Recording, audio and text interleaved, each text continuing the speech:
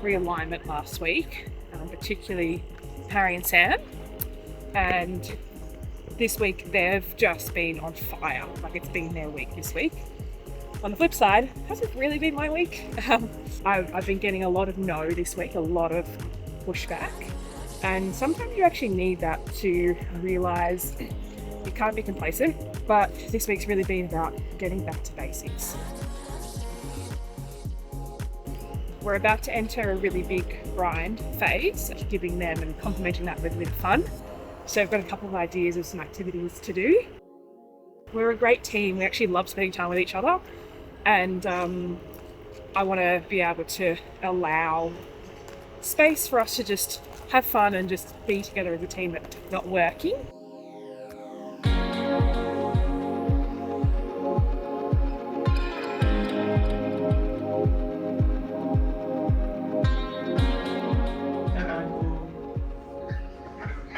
Good, how are you? Yeah, not too bad. That's good. Well, congratulations to you both. Oh, it's good news. Yeah, it's good news. I was really expecting bad news. Oh, no, it's great news. They've rung everyone who's been through the property and made sure no one else wants to compete. So the vendors are happy to sign in reply and the property will be sold to you. Oh my god. Yeah, that's so good. Harry, that was so easy. What the hell? That's how it's supposed to be when you have an advocate on board. That's true. Um, So you can put that down as a testimonial. Just, that was easy. What the hell? yeah. That's awesome. That's super exciting. Yes. That's so good. Now you don't have to stress about finding a place, before your tenancy's up. Yeah. And I'm so excited for you to see him play this club. So good. Yes. Yeah. Can't wait.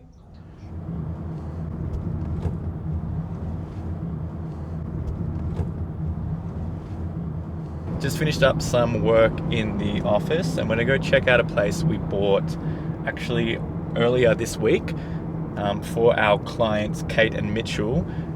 This one's a family home in Northcote. I walked through it off market last week on Wednesday and it had quite a tight deadline, so we then went through with the clients again at 6:30 p.m. on Wednesday night, went back out there. They loved the property. It's exactly what they're looking for. They had some pretty niche criteria. And so went through on Wednesday. We purchased it by the following Tuesday after doing building and pest contract reviews, all our due diligence. And it was set to go online a week from today, but we purchased it off market before any of the public saw it. They need 3 bedrooms plus an extra room for their parents to come and stay, which is actually one of the hardest boxes to tick just at the price point, because it's not quite a 4-bedroom budget. And it's hard to find that 4 space that's not a full bedroom. So this one's got 3 bedrooms plus a study, north-facing rear, and the proximity to Ivanhoe Grammar was one of the main tick box items as well. So this is, I believe, an 8-minute drive to Ivanhoe Grammar. They want it to be 12 minutes or under, so it ticks that box, and then some outdoor area for the kids as well. All right, see you soon. Thank you. Bye. Honestly, when we showed it to them the first time, I prefaced it with saying you're going to need all of your budget to be able to secure this, and even then I can't guarantee would be competitive. But actually the way it panned out is we put in an offer that had a deadline on it for the end of the day that we put the offer in, and it ruled out a lot of parties that weren't ready to compete against us in time, so we were able to secure it at the very top of their budget.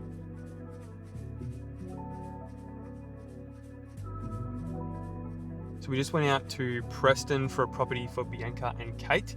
They're looking to spend around $1 million. On paper, this off-market ticks every box within area, passes the eye test too from going out there.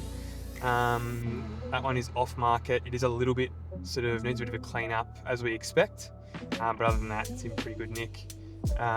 Agent wants to get it wrapped up pretty quickly as well, so that works. These guys have seen 4 options this week, only 3 days in, so good little start for them. 2 properties they want to look at, one we looked at today and another one that I'll be looking at in the next episode. But I'll send this video off now for some feedback, see what they think, and we'll see how we go.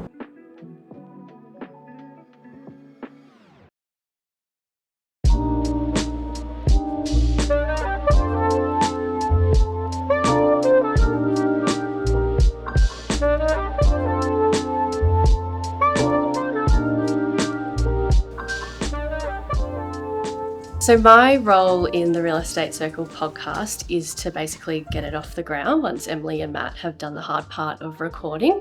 And a huge part is the social media. So we record all the snippets of the podcast and we then distribute it to social media, probably about 10 clips per episode that people can view. I remember back in like 2020, I think it was, I was out in Sassafras, out in the Dandenongs, helping someone to buy a property. And I'm like, I can't do this. Right. This is, and I know, look, I threw myself into it. I learned everything about it, but like I was there. I also had someone who was closer down to Geelong and like I was fresh in the industry. And as most advocates do, take on whatever you can and learn it and go. Now I actually really enjoy saying no from a point of view of like, I know what we're good at. We know where our relationships are. It helps our time to buy be smaller because the agents know to expect us frequently in these areas. So I have set up referral relationships with plenty of other advocates and refer them out. Or sometimes I simply don't have someone and I just say, look, I can't help you in this instance. I wish I did have someone. I don't. But, perhaps research who's local and who could help you out and has evidence of that area. But I say no more than I say yes because my inquiry is so wide.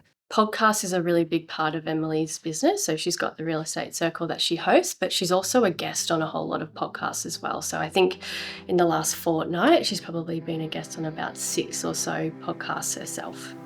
So we made it to the venue and we've got about 90% of people here already, which is awesome. Thanks for being here. I want to make tonight extremely valuable to you. It's all about learning so you can go and buy a property on your own and feel really empowered to do so.